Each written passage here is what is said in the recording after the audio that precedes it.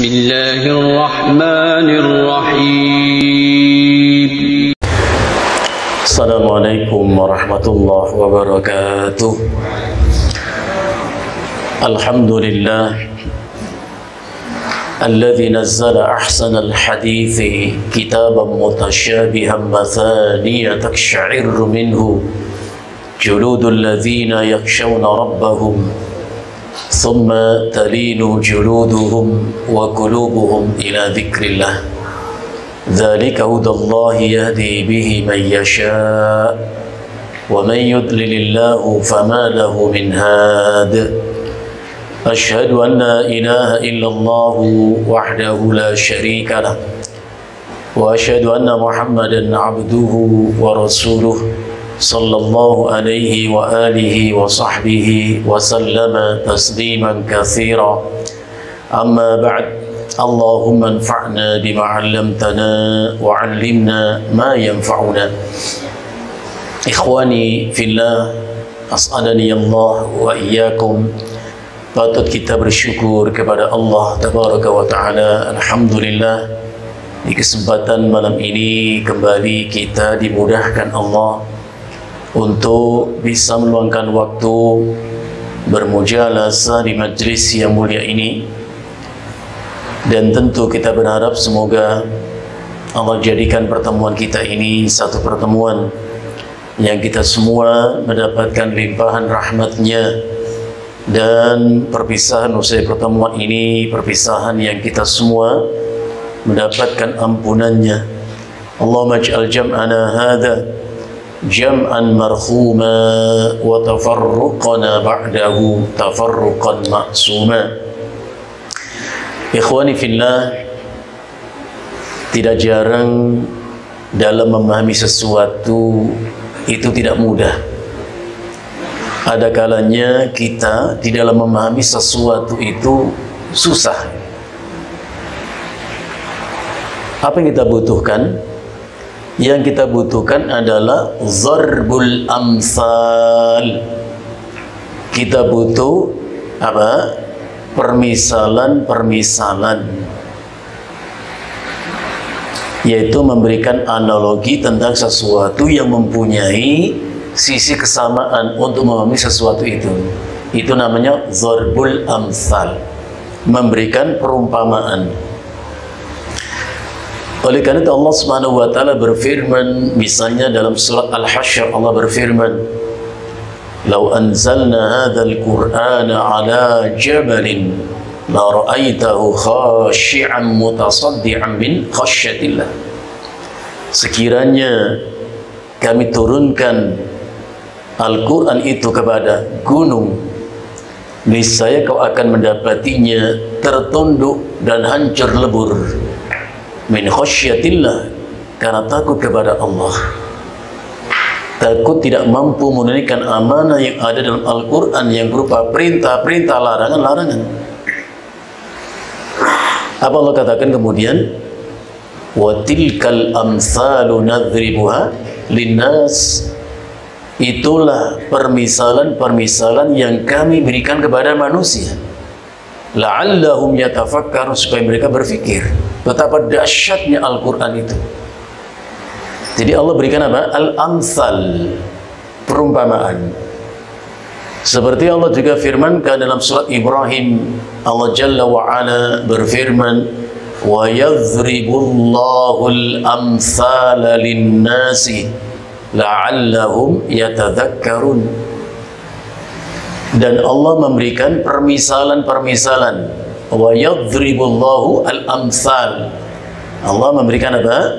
Permisalan, perumpamaan-perumpamaan untuk manusia.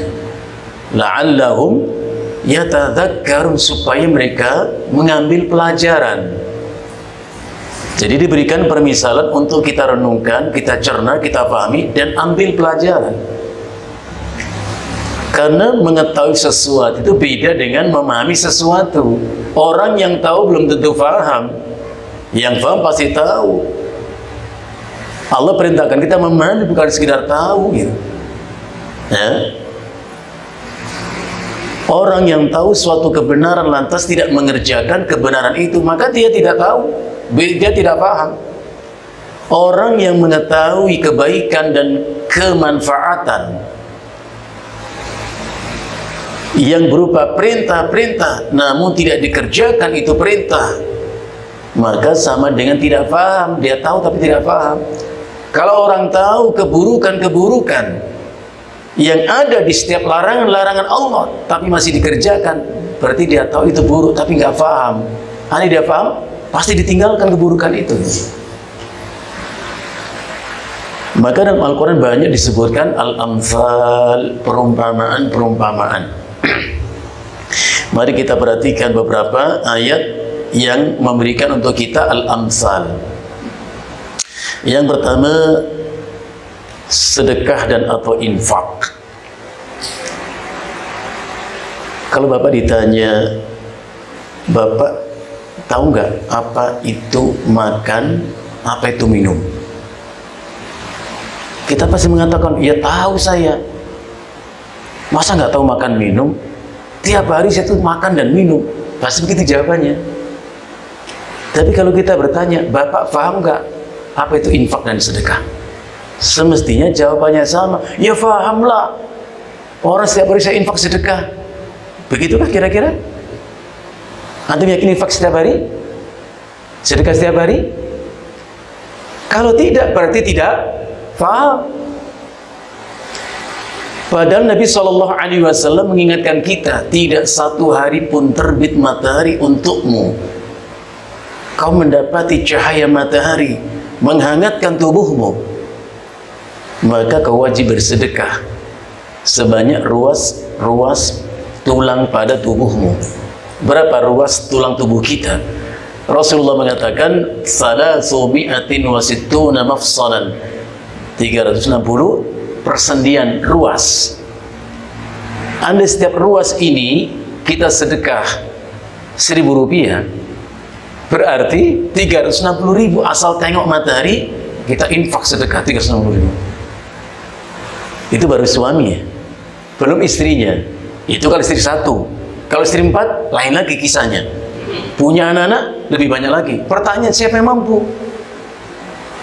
Sahabat mengatakan, wa may yutiqu ala dzalika ya Rasulullah. Siapa yang mampu melakukan itu ya Rasulullah, sedekah sebanyak itu?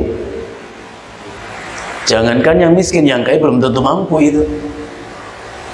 Apa Rasulullah mengatakan? Ya jazika dzalika bi raq'atid duha.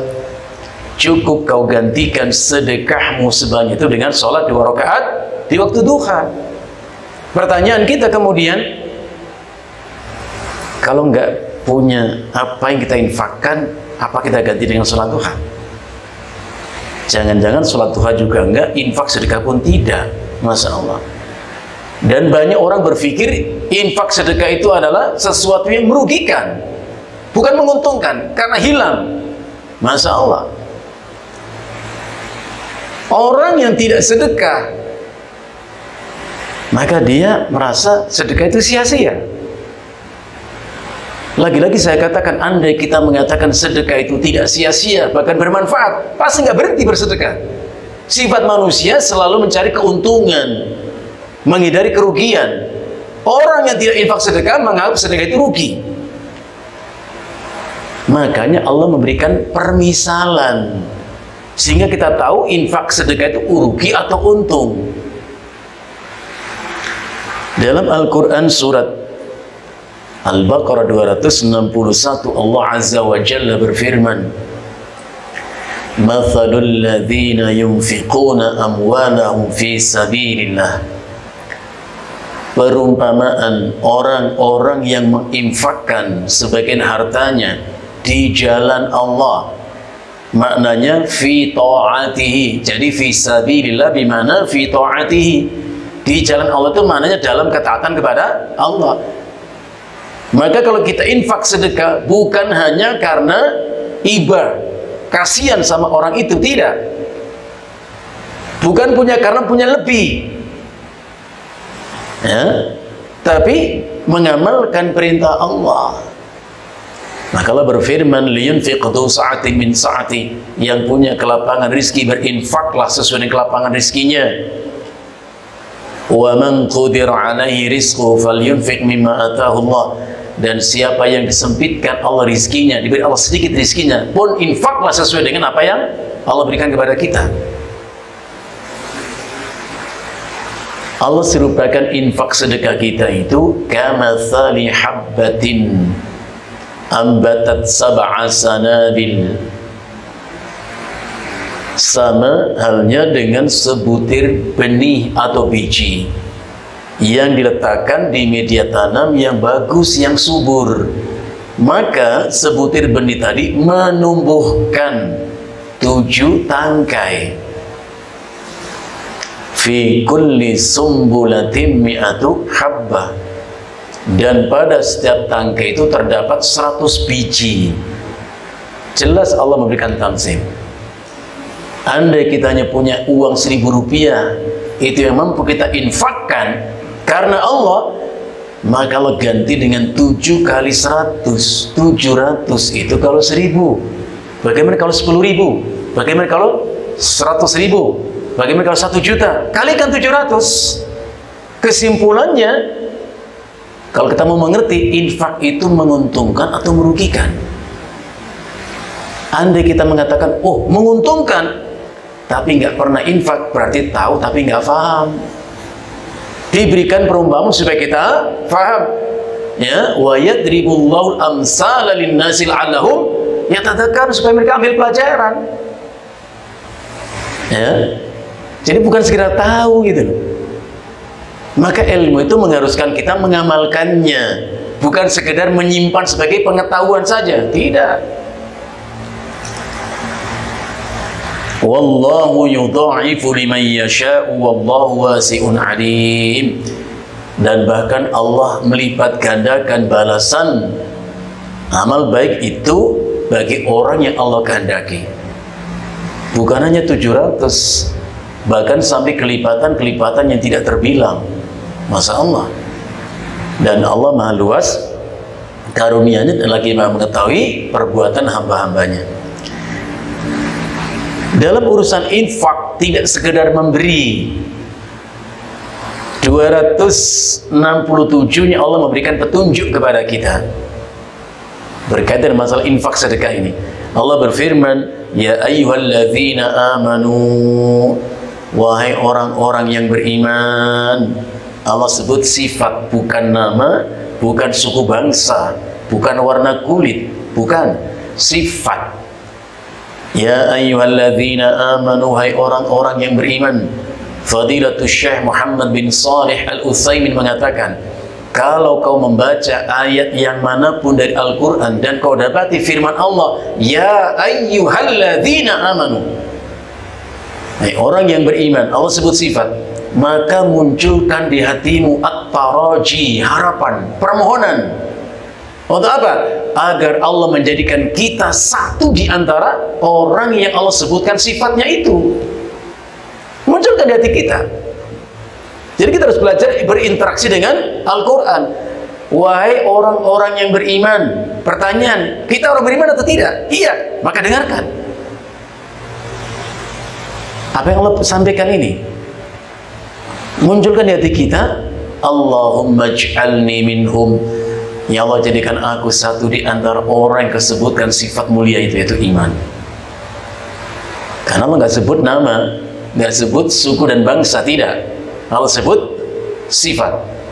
Sehingga hikmahnya adalah yashmalul jami', meliputi siapapun, dimanapun itu.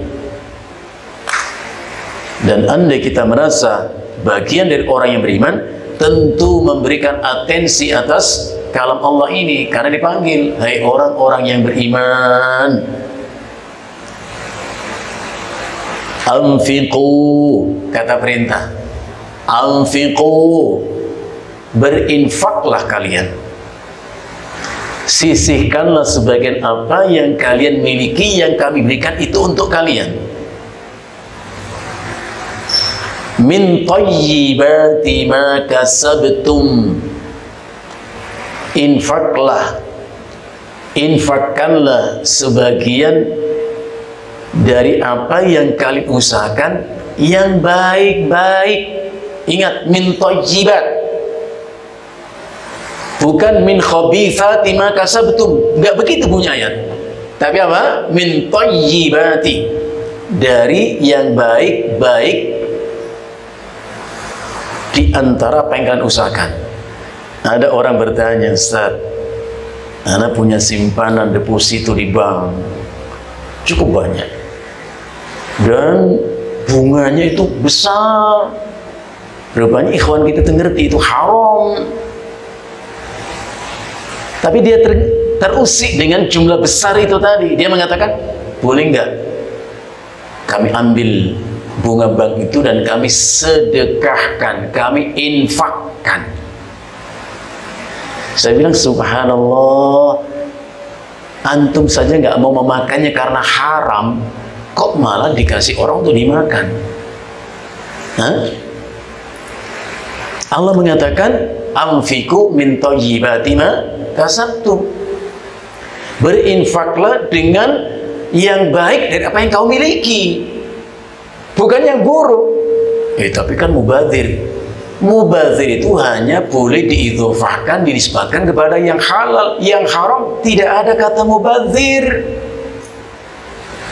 Daging sapi dipotong, gak dimanfaatkan, membusuk, mubadzir. Kalau daging babi, biarkan membusuk, ya? Karena Allah haramkan kita memakan daging babi. Surat Al-Maidah yang ketiga, Allah mengatakan, khurrimat alaikum al-maitatu wad-damu wa lahmul khinzir. Jadi nggak ada istilah mubadzir. Tega banget ngasih makan orang miskin sesuatu yang haram, dia sendiri nggak mau makan. Beri yang baik-baik. Wa mimma akhrajna lakum minal ardi,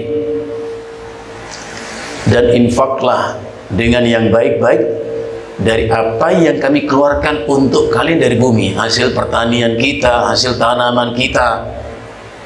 Depan rumah ada pohon mangga berbuah lebat, antum ingin berbagi kepada tetangga, coba yang antum berikan yang baik atau yang buruk? Yang sempurna bentuknya, ranum siap disantap, atau yang ya agak sedikit kusut, ya, yang agak busuk, itu yang mana kira-kira? Ini petunjuk Allah loh. Wala tayammamul khabitha minhu tunfiqun. Kalimat berikutnya sempurna petunjuk Allah. Dan jangan kalian memilih yang buruk-buruk dari apa yang kalian punya untuk kalian infakkan. Kalau kita suka milih buruk nggak? Ada uang 100.000, ya, masih kencang itu kertasnya itu, rapi, bersih. Kemudian ada juga uang 2.000 rupiah, lecek, kucal begitu, udah nggak jelas itu, baunya pun nggak karu-karuan. Yang antum infakkan yang mana kira-kira? Jangan ada dusta di antara kita. Yang mana tuh? Nah, saya nggak tanya juga tahu jawabannya. Mana dari mana? Buka saja kelopak amal itu. Kira-kira lebih banyak mana itu isinya? Itu udah bukti. Jadi kita tuh tahu tapi nggak paham sesungguhnya. Oke, kita balik sekarang. 2.000 itu, wah, masih licin, bagus itu, nggak lecek itu, bening masih. Yang 100.000 malah kucal, lecek. Antum infaknya mana kira-kira? Tetap aja 2.000 walaupun masih bagus. Masya Allah gitu. Makanya Nabi SAW pernah ditanya, seperti dalam hadis yang dikeluarkan oleh Al-Imam Al-Bukhari dalam sahihnya nomor 2748, diterima riwayat ini dari Abi Hurairah radhiyallahu anhu, di mana ada seorang laki-laki bertanya kepada Nabi SAW, ya Rasulullah, ayyus sadaqati afdalu? Wahai Rasulullah, sedekah yang macam apakah yang paling utama? Orang itu tidak bertanya apa yang disedekahkan, tapi menanyakan momentum, kesempatan, waktu, kapankah yang bila kami infak sedekah itu paling utama di sisi Allah. Nabi SAW menjelaskan, anta saddaqa wa anta sahihun. Sedekah yang paling utama itu adalah ketika engkau bersedekah dan kau masih dalam keadaan sehat. Karena saya itu banyak mau, banyak keinginan, butuh duit besar. Ini untuk makan, ini untuk jalan-jalan, ini beli pakaian, macam-macam. Sehat. Dulu waktu sakit ya nggak bisa kemana, sesak dada, sesak nafas, pusing.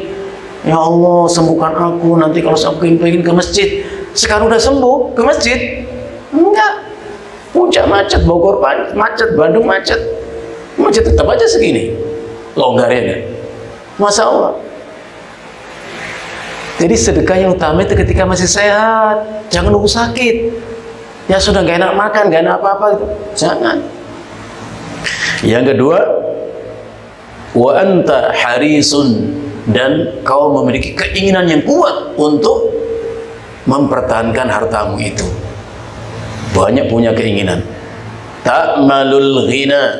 Yang ketiga, kau sedekah di saat hatimu ada keinginan untuk bertambahnya hartamu. Dan yang keempat, wa takshal faqra. Kau sedekah dan ada kekhawatiran kalau kau akan fakir. Punya 100.000, mau diinfakkan 20.000. Wah, tinggal 80. Padahal kalau mengatakan aku punya 100.000, oh mantap itu. Kok tinggal 80 itu nggak enak. Pengennya genap ini. Padahal punya 100 pun tetap nggak cukup itu. Pengen 200. Punya 200, begitu seterusnya. Maka jangan berpikir kita ingin infak, ingin sedekah kalau sudah lebih. Nggak ada kata lebih. Siapa yang pernah masa lebih? Cukup aja nggak pernah kok. Maka Al-Imam Asy-Syafi'i rahimahullah ta'ala mengajarkan kepada kita, a'azzul asya'i thalatha. 3 yang akan mengantarkanmu meraih kemuliaan. 3 yang memuliakanmu. Pertama, al-judu ma'al qillati. Senang berbagi walau tak punya lebih. Nggak harus banyak, semampu kita.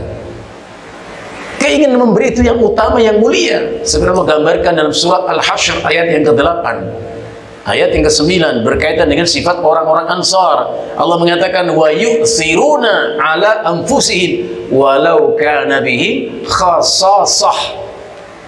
Dan mereka mengutamakan untuk memberi saudara mereka orang muhajirin satu pemberian walaupun mereka membutuhkan itu. Dia butuh tapi tetap dia bisa berbagi. Itu namanya al-judu ma'al qillah. Yang kedua kata Imam Syafi'i, yang memuliakan kita adalah al-wara'u fil khulwati. Tetap memelihara diri, tidak berbuat dosa, berbuat maksiat walau hanya seorang diri. Orang nggak tahu, tetap nggak akan berbuat maksiat. Kenapa? Karena Allah tahu perbuatan itu. Coba betapa indahnya nasihat Luqman untuk anaknya. Ya bunayya, innaha intaku mithqalu habbatin min khardalin fatakun fi sakhratin aw fis samawati aw fil ardi ya'ti biha Allah. Ini nasihat Luqman yang Allah berikan dalam Al-Quran. Wahai anakku, sekiranya ada suatu perbuatan yang kau lakukan, meski perbuatan itu kecil, sekecil biji sawi adanya, kau lakukan, ya, fi sakhratin, dalam tumpukan batu, di dalam gua kau lakukan perbuatan itu, au fis samawat, dan atau bahkan di langit yang tinggi, jauh dari penglihatan manusia, au fil ardi, atau di bumi manapun itu kau lakukan, ya'ti bihallah, Allah akan datangkan untukmu balasan perbuatan. Kenapa? Karena Allah tahu. Umar bin Khattab radhiyallahu an pernah dalam satu perjalanan dari Madinah menuju Mekah, berpapasan dengan seorang anak penggembala kambing yang sedang menggiring kambing-kambingnya turun dari gunung. Kepada anak itu Umar bin Khattab mengatakan, ya ra'i bi'na syatan min hadhil ghanami, wahai anak gembala, juallah seekor kambing itu untuk kami. Subhanallah, anak itu mengatakan, innahu mamluk. Tuan, aku tidak mungkin menjual kambing ini kepada Tuan, karena aku hanyalah seorang budak. Diperintah majikanku untuk mengembala kambing. Masya Allah. Jadi anak ini sadar betul, tidak boleh ia menjual apa yang bukan miliknya. Ini orang faham, bukan orang tahu. Orang faham itu. Karena Rasulullah mengatakan, la tabi' ma laysa laka, jangan kau jual apa yang bukan milikmu. Itu sabda Nabi sallallahu alaihi wasallam. Yang kedua, anak itu mengatakan bahwa tidak mungkin ia merugikan majikannya walaupun majikan tidak sadar akan kerugiannya. Masya Allah. Antum suka nggak dengar orang mengatakan, nggak apa-apa, ambil aja, nggak tahu juga orangnya. Pernah gitu? Atau jangan-jangan kita yang ngomong begitu ya? Seolah mengambil yang bukan milik kita, asal nggak ketahuan tidak apa-apa. Masya Allah. Umar penasaran lihat anak itu, kok jujur benar ini anaknya. Sadar tidak boleh ia jual yang bukan miliknya, sadar bahwa tidak boleh ia rugikan orang lain walaupun tidak sadar orang yang dirugikan atas kerugiannya. Umar mengatakan, kulli sayyidika akalau dhi'bu. Kau bilang saja kepada majikanmu bahwa seekor kambingnya diterkam serigala. Tidak berarti Umar mengajari orang anak itu berbohong, bukan. Ingin menguji sejauh mana dia itu, kalau bahasa kita, mempunyai integritas. Wah, mantap ya bahasanya. Jadi kita dengar ya, integritas, kejujuran. Kau bilang saja sama majikanmu bahwa seekor kambingnya diterkam serigala. Anak itu dengan tegas mengatakan, fa'ainallah. Maka di mana Allah Tuhan? Majikan saya mungkin tidak tahu, tapi apa Allah juga tidak tahu? Masya Allah. Ini yang disebut dengan Imam Syafi'i, al-war'u fil khulwah, menjaga diri tidak mengotori hati dan jiwa dengan melakukan perbuatan dosa walaupun orang tidak tahu. Masya Allah. Akhirnya Umar datang ke pemilik budak itu dan dibebaskan. Yang ketiga, kata Imam Syafi'i, apa yang memuliakan kita adalah qaulu haqqin 'inda man yukhafu wa yurja. Berani mengatakan perkataan yang benar kepada orang yang ditakuti dan atau orang yang dicintai. Mengapa badannya? Gak bohong, gak dibuat-buat, gak pura-pura. Itulah kemuliaan. Ikhwani fillah, as'adani Allah wa iyyakum. Rasulullah sallallahu alaihi wasallam kemudian mengatakan, wala tumhil, jangan kau perlambat infak dan sedekahmu. Al-imhal itu menangguhkan, menunda. Besok sajalah, entar sajalah. Itu al-imhal. Wala tumhil, jangan kau tangguhkan, jangan kau perlambat infak dan sedekahmu itu. Hatta idza balaghatil khulqum, sampai akhirnya rohmu pun tiba di kerongkonganmu, mau mati. Kulta, kau mengatakan, li fulan kada wa li fulan kada, nanti kasih fulan segini, kasih fulan segini. Gak usah diomongkan. Orang itu mati pasti diwarisi untuk ahli warisnya. Masya Allah. Makanya di ujung surat Al-Munafiqun Allah ingatkan kita, wa anfiqu mimma razaqnakum min qabli an ya'tiya ahadakumul maut. Dan infakkanlah sebagian apa yang kami rizkikan untuk kalian sebelum datang kematian kepada seseorang di antara kalian. Ada apa dengan orang yang sudah mati? Fayaqulu, dia mengatakan, Rabbi laula akhartani ila ajalin qarib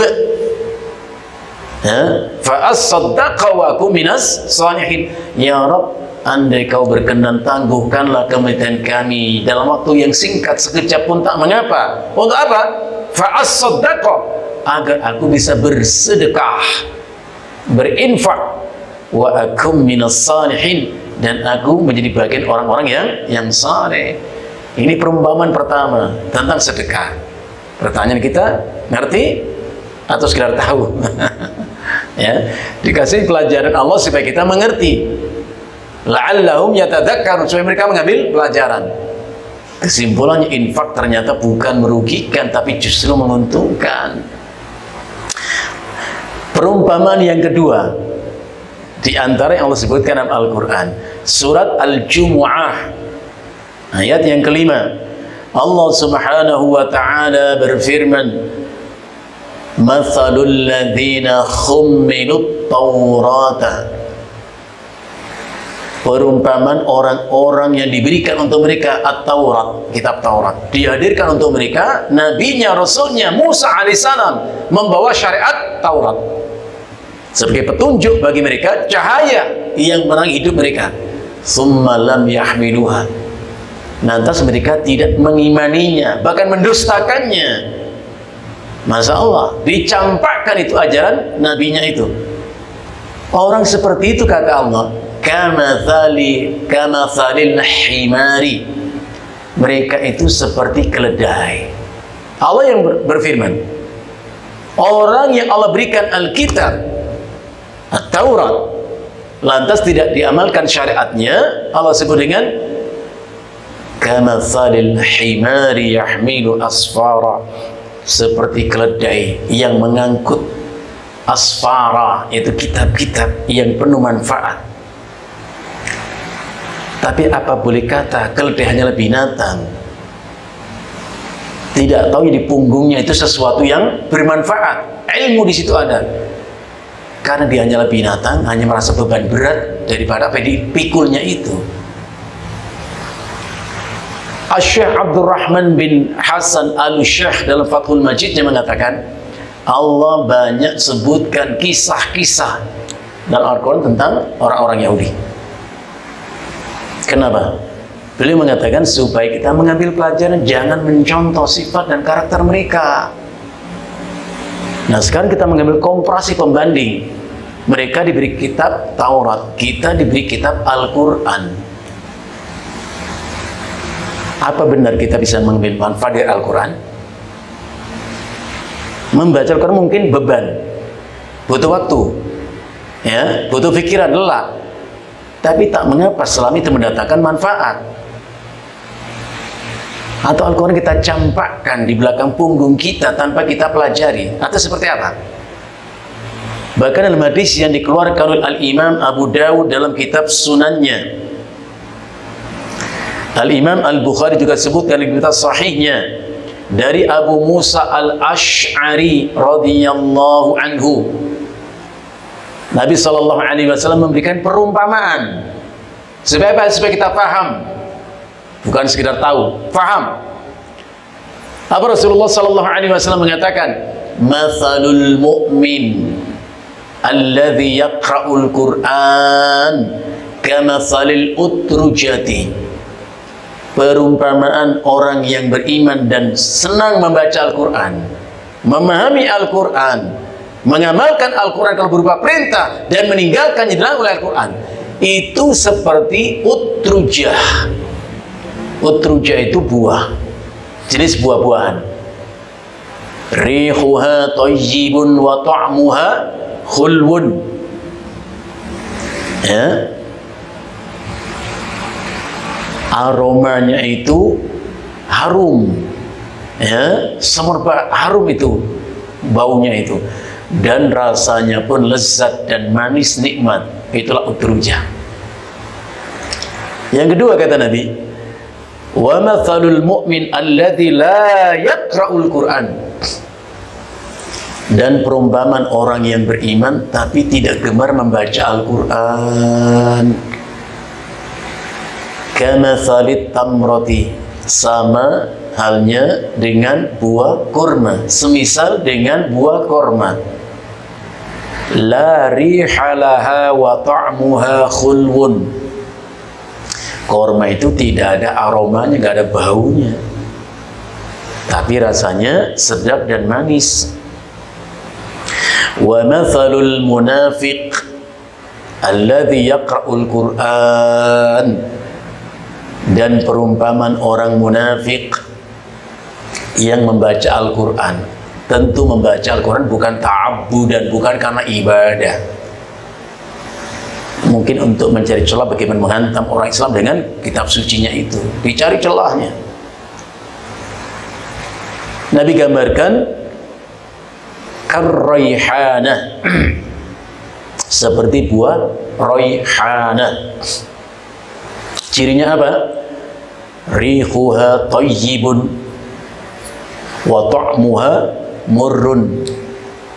Aromanya semerbak harum itu raihana, tapi rasanya pahit. Wa mathalul munafiq alladzi la yaqra'ul Qur'an, dan perumpamaan orang munafik yang tidak membaca Al-Qur'an, dan semestinya wajar. Yang nggak wajar, orang Islam nggak baca itu nggak wajar itu. Orang munafik yang tidak membaca Al-Qur'an kamathalil handalati, seperti buah handalah, laisa laha rihun wa ta'muha murrun, tidak memiliki aroma yang sedap, yang wangi, yang harum, tapi rasanya pahit. Ini perumpamaan yang Nabi sebutkan. Menunjukkan apa? Menunjukkan betapa agungnya Al-Quran. Maka beliau mengatakan, dengan Al-Quran Allah angkat derajat suatu kaum dan Allah rendahkan kaum yang lain. Al-Quran. Maka kita diperintahkan membaca Al-Quran. Iqra' Al-Quran fa innahu ya'ti yaumal qiyamah syafi'an li ashabi. Bacalah Al-Quran, karena Al-Quran datang dari kiamat memberi syafaat untuk yang membaca Al-Quran. Hari itu tidak akan ada siapapun yang menolong kita. Allah katakan wattaqu atau wakshaw yauman la yajzi walidun an waladi wala mauludun huwa jazin an walidihi syai'a. Takutlah kalian akan suatu hari nanti di mana seorang ayah tak lagi mampu menolong anaknya, dan anak pun tak mampu menolong ayahnya. Masya Allah. Di saat kita butuh pertolongan hari itu, tidak ada bisa menolong kita. Yauma la tamliku nafsun li nafsin syai'a. Nggak ada orang bisa menolong orang lainnya. Nanti siapa bisa menolong kita? Rasulullah memberi harapan kepada kita, Al-Quran yang kau baca menolongmu. Masya Allah. Iqra'ul Quran fa innahu ya'ti yaumal qiyamah syafi'an li ashabi. Baca Al-Quran. Bukan sekedar membaca tentunya. Imam Ibnu Qudamah rahimahullah mengatakan fal qira'atu hiya wasilatun litadabbur. Membaca Al-Quran itu wasilah, sarana untuk memahaminya. Berarti nggak boleh berhenti pada tingkatan membaca saja. Dalam surat Muhammad ayat 24 Allah berfirman, afala yatadabbarunal Quran. Tidakkah mereka mau memahami Al-Quran? Membaca itu sarana untuk mengerti dan faham. Afala yatadabbarunal Quran, tidakkah mereka memahami Al-Quran? Mentadabburi Al-Quran. Tadabbur itu tafahum, memahami Al-Quran.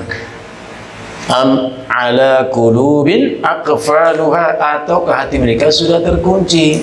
Kita harus waspada diri kita sendiri.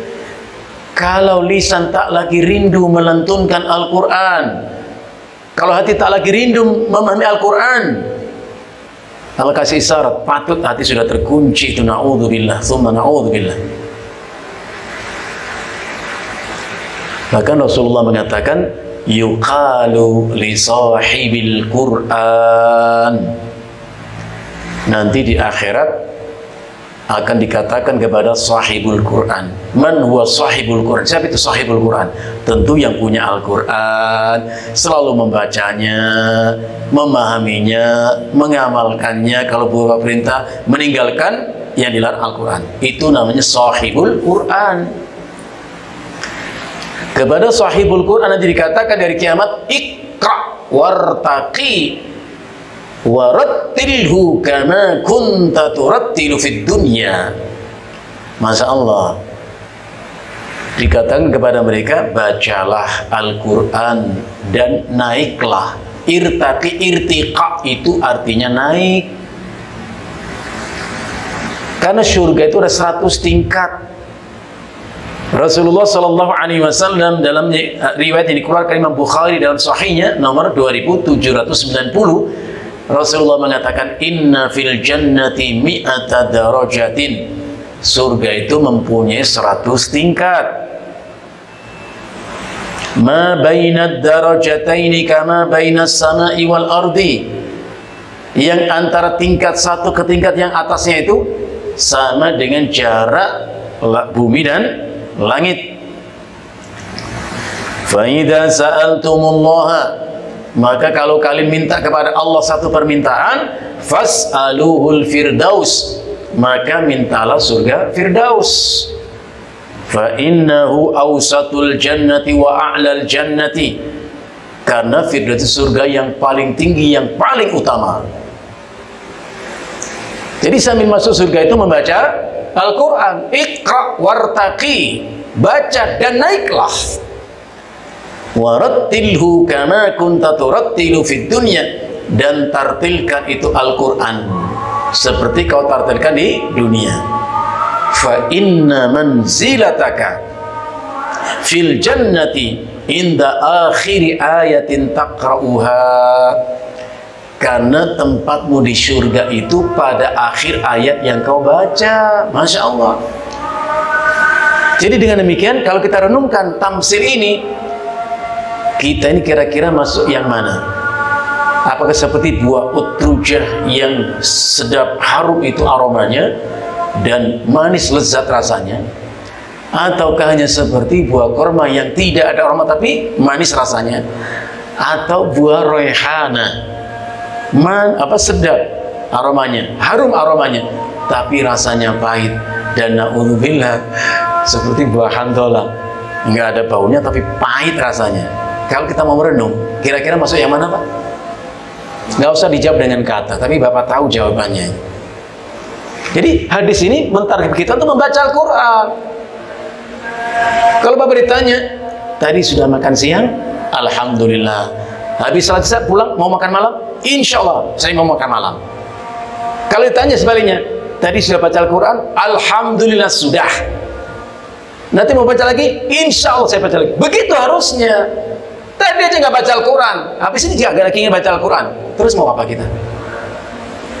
Apa cukup hanya tahu keutamaan baca Al-Quran tanpa mengamalkannya? Berarti tidak faham. Udah masuk waktu Isya, antum adzan dulu, nanti kita tambahkan sedikit keterangan sebelum kita salat Isya. Silakan ikhwani fillah, kita tambahkan sedikit keterangan sebelum kita salat Isya, masih tentang al-amthal, ya, perumpamaan.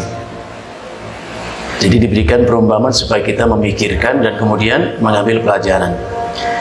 Di dalam hadis yang dikeluarkan oleh Al-Imam Al-Bukhari dalam kitab Sahihnya nomor 2493, diterima satu riwayat dari An-Nu'man bin Bashir radhiyallahu anhu. Nabi sallallahu alaihi wasallam bersabda, "Mathalul qa'imi ala hududillah wal waqi'i fiha." Perumpamaan orang-orang tegak berdiri mengamalkan ketentuan-ketentuan Allah yang diperintah dikerjakan, dilarang ditinggalkan, taat kepada Allah, dan orang-orang yang abai dan lalai akan itu semua, bukannya taat tapi maksiat. Jadi ada manusia yang taat, ada yang maksiat. Digambarkan Nabi dengan apa? Kamathali qaumin istahamu ala safinatin, sama dengan sekumpulan orang yang naik ke dalam bahtera, ke dalam kapal. Fa asaba ba'duhum a'laha wa ba'duhum asfalaha. Sebagian mereka menempati bagian kapal di bawah, ada yang bagian di atas. Orang yang menempati bagian kapal di bawah itu, idastaqau marru ala man fawqahum, kalau mereka butuh air harus naik ke atas, bahkan mungkin mengganggu orang di atasnya. Akhirnya mereka berpikir, lau anna kharaqna fi nasibina kharqan, mengapa kita meski bersusah payah naik ke atas? Bukankah kalau kita lobangi bagian kapal di mana kita berada ini, toh keluar air, bahkan lebih dari cukup, ya enggak? Apa artinya? Banyak orang berpikir itu praktis, tapi nggak melihat akibatnya. Orang berjudi diingatkan, jangan berjudi, itu haram. Apa urusan situ? Judi duit saya, bukan duit situ. Mabuk diingatkan, apa urusan situ? Saya beli khamr sendiri, bukan minta duit. Macam-macam. Jadi orang seperti itu pikiran seperti orang ini. Nabi gambarkan seperti pendek pikirannya. Maka Rasulullah mengatakan kalau mereka itu dicegah untuk tidak melakukan perbuatan itu, najau wa najau jami'an, dia selamat, semuanya selamat awak kapal itu. Tapi kalau dibiarkan, dia akan celaka dan celaka seluruh awak kapal. Masyarakat juga begitu. Rasulullah sallallahu alaihi wasallam bersabda, la ta'muranna bil ma'rufi wa la tanhauna 'anil munkari. Ajak manusia berbuat kebaikan dan cegah mereka dari perbuatan mungkar.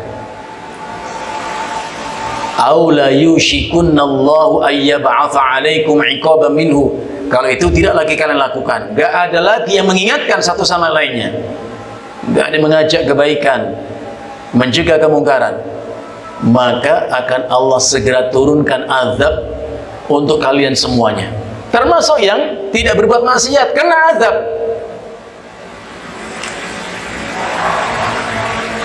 Zainab istri Nabi saja pernah bertanya, ya Rasulullah, anukhadu wa fina as-salihun, apakah kami diadab Allah sedang orang saleh masih banyak di antara kami? Masya Allah. Apa Rasul menjawab? Apakah kami akan diadab Allah wahai Rasulullah sedang orang saleh masih banyak di antara kami? Rasulullah mengatakan, na'am idza kafural khubuthu. Iya, adab akan turun kalau dosa maksiat sudah merata merajalela. Masya Allah. Bahkan Al-Imam Ibnu Qayyim rahimahullah dalam kitab Ad-Da' wa Dawa menyebutkan satu riwayat, Allah perintahkan dua orang malaikat untuk mengadab satu negeri. Ketika akan diadab negeri, dihancurkan negeri itu, didapati ada orang soleh sedang ibadah di tempat ibadahnya. Maka malaikat itu mengatakan, ya Rabb, ketika aku hendak hancurkan negeri itu, ada orang yang ibadah kepadamu, ya Rabb.